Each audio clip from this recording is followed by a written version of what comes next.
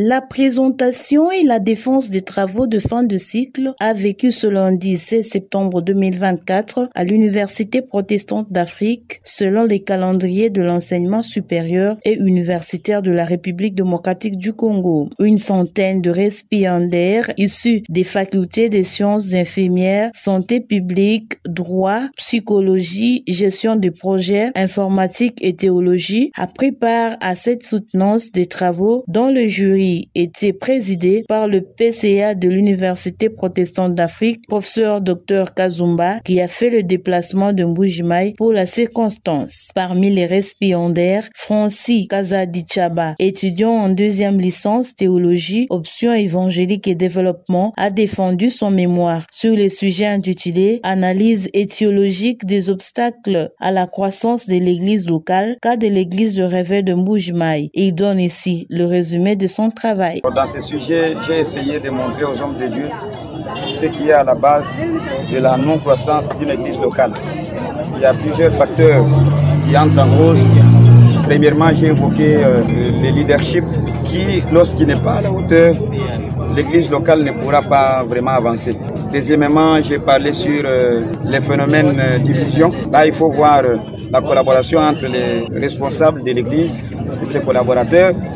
Et ensuite, une autre collaboration, c'est entre les membres de l'église eux-mêmes. Parce que pour gagner les âmes, il faut passer par une évangélisation.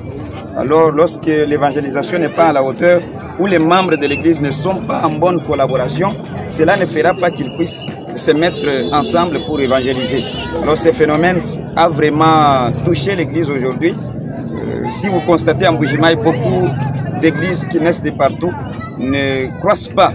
On a peut-être vu comment l'église a commencé, mais l'évolution en soi, on ne constate pas. C'est là un casse-tête pour les hommes de Dieu et pour l'église de réveil de Mbujimayi. Raphaël Chitengawa Chitenga, de la faculté des droits, dans cette alma mater, lui a focalisé sa recherche sur l'enregistrement du mariage à l'état civil, cas de la commune de la Kanchi. Voici le condensé de son travail. J'ai juste défendu ces sujets, c'est sur base de ce qu'on voit dans la ville. Il y a trop de problèmes qui se posent. Il y a de ces gens-là ou de ces femmes qui voient les gens qui ont enregistré leur mariage, à côté peut-être le voisin, et quand ils ont des problèmes, c'est les juges de paix qui tranchent ces problèmes-là. Et dès qu'eux aussi ils ont des problèmes dans leur famille, ils vont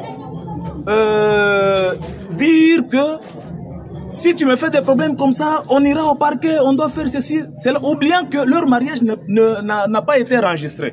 Alors c'était le but de notre sujet pour sensibiliser les gens à enregistrer leur mariage. Si vous vous êtes marié et que vous n'avez pas enregistré votre mariage, connaissez-vous très bien que votre mariage a des effets seulement à la coutume.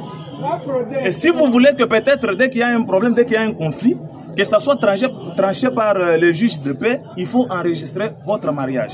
C'était ça le but de notre sujet. Vévé Mbouyi, secrétaire général académique de l'UPA, s'est dit satisfait du déroulement de cet exercice académique. La défense a eu lieu hier le 16 septembre 2024 à l'UPA Mbujimayi. Il y a eu 6 facultés qui ont défendu. Il y a eu la faculté ou le domaine des sciences de santé, avec le département des sciences infirmières, où nous avons reçu les 8 candidats ou 8 défenses, puis le département de santé publique, où nous avons aussi reçu les 15 dossiers ou les 15 travaux des étudiants. Il y a eu également le domaine ou la faculté de droit et sciences politiques administratives, où nous avons reçu également les travaux de 6 étudiants. Il y a eu également le domaine ou la faculté de psychologie et sciences de l'éducation, où nous avons reçu également les travaux des étudiants. Et nous avons également la faculté de gestion administrative des projets, où nous avons également reçu les travaux de 5 étudiants, et aussi l'informatique de gestion, où nous avons reçu également le travail d'un étudiant, et aussi enfin l'économie, nous avons reçu aussi le travail d'un étudiant. Et pour terminer, c'est la faculté de théologie où nous avons reçu les 26 travaux des théologiens. Voilà les facultés organisées et les travaux qui se sont déroulés pour la journée du 16 septembre. Et par rapport à la collation des grades, je tiens à vous informer que ça va intervenir d'ici lundi, la semaine prochaine. Et ce sera vers les heures de 10h. Le lieu, ce sera l'hôtel Métropole de Mbuji-Mayi. Il a profité de l'occasion pour lancer les inscriptions pour l'année académique 2024-2025. Le message n'est rien d'autre que nous invitons tous les diplômés d'État et pourquoi pas aussi nos amis les diplômés des items.